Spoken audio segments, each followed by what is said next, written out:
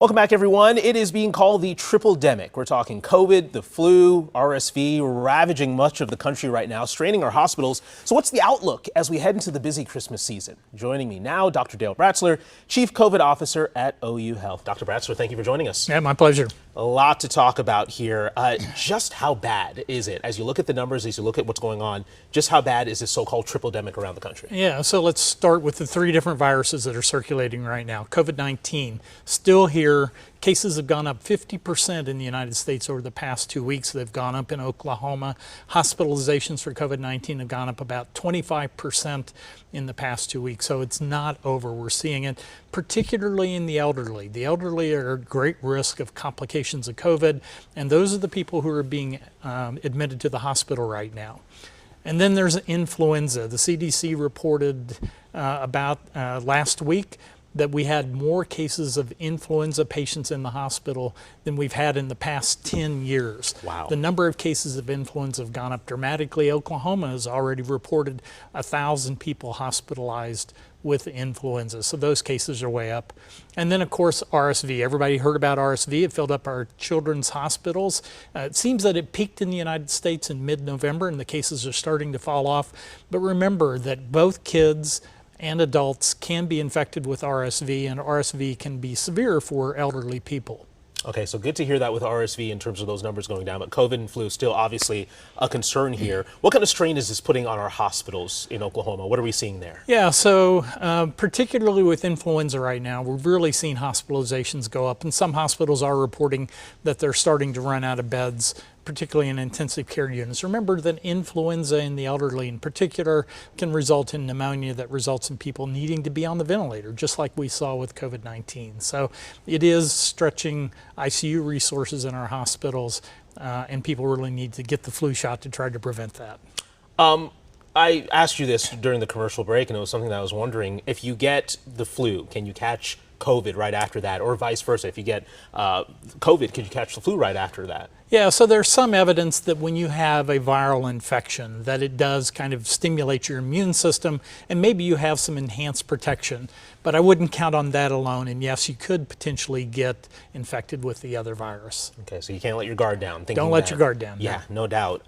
We have a flu vaccine, we have a COVID vaccine. I know you say RSV cases are going down right now. Is there an RSV vaccine on the horizon here for the future? Yeah, so there are a number of RSV vaccines that are in clinical trials right now.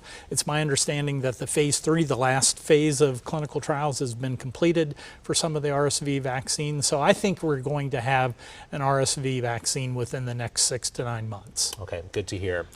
It is time to pull out that dirty word again, the M word, masks. It's been such a polarizing issue here in this country. Is it time to bring out those masks again? And if so, when and where should we be wearing those masks? So I tell people, think about who you're going to be around, and are there vulnerable people that need to be protected? If you're going to places where there is tight indoor quarters with a lot of people, then I think it's a good idea to wear a mask to reduce the risk of transmission of the virus. Remember, COVID and influenza, RSV also, you get principally by breathing it, the droplets that come out of somebody else's mouth. So wearing a mask can protect you. So if you're indoors, tight quarters, remember we had a big surge in COVID cases that occurred after the Thanksgiving holidays because it brought families together indoors with all age groups. Okay.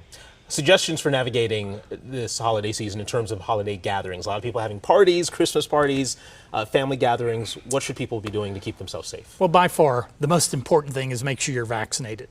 We have a new COVID vaccine, the bivalent booster, which protects you from some of the strains that are currently circulating. So I strongly recommend that you at least get that one booster dose of the bivalent vaccine. For influenza, we have a vaccine. Uptake's been really poor this year. We need to get a lot more people vaccinated against influenza.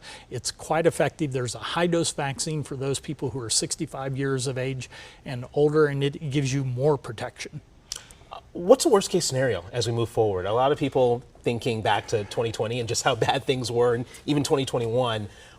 How much worse can this get? And are we ever going to see it back to those levels again in terms of what we're dealing with? Well, I don't think we're going to see the huge spike of COVID cases that we saw before. I think there's enough natural immunity from people who have had an infection before or who are vaccinated that at least the number of people who end up in the hospital won't ever get as high as it did this past couple of years, unless we see a new variant come out of some country that spreads across the world.